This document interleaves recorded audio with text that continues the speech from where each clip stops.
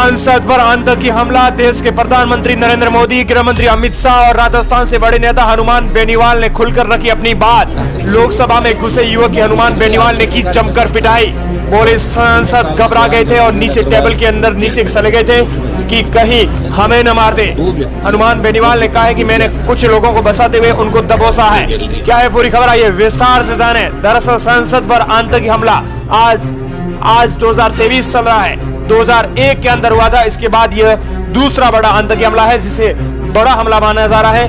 देश के बड़े नेताओं ने इन पर भी बड़ी बात कही है। मोदी ने और गृह मंत्री अमित शाह ने अपना पक्ष रखा है।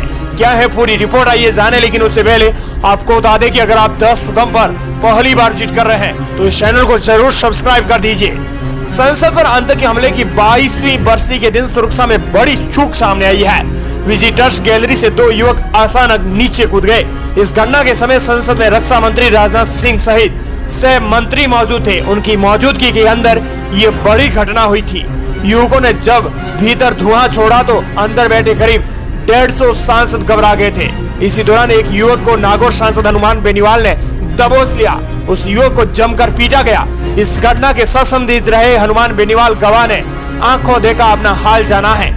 उन्होंने बताया है कि इन युवकों के इरादे कुछ और ही थे। ये बेंच पर कूदते हुए अध्यक्ष की कुर्सी तक पहुंचना चाह रहे थे।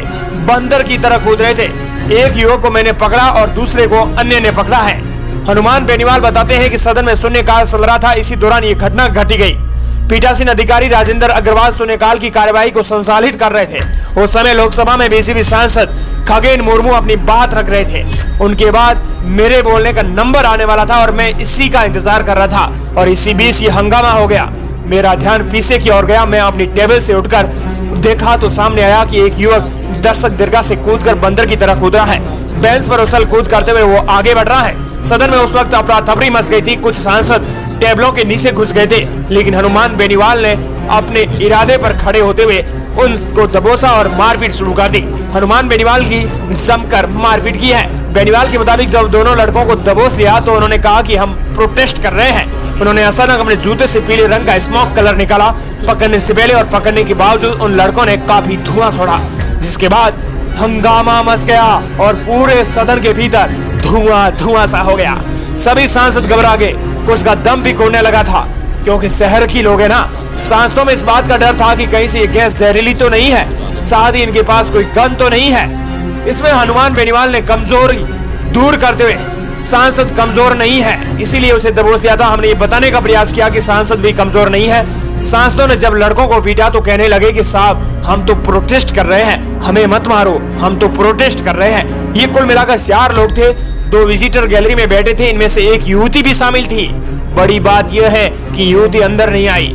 सुरक्षा कर्मियों को आने में समय लगा था। इसी बीच हनुमान बेनीवाल ने उनके समय को गंवा दिया और हनुमान बेनीवाल ने उनकी जमकर धुनाई की है। इस मामले की जांच होनी चाहिए। हनुमान बेनीवाल ने सीबीआई की जांच की मांग की है। आखिर रक्षा मंत्री की मौजूदगी में इतनी बड़ी घटना घट जाती है, इससे बड़ी कोई अनहोनी नहीं हो सकती।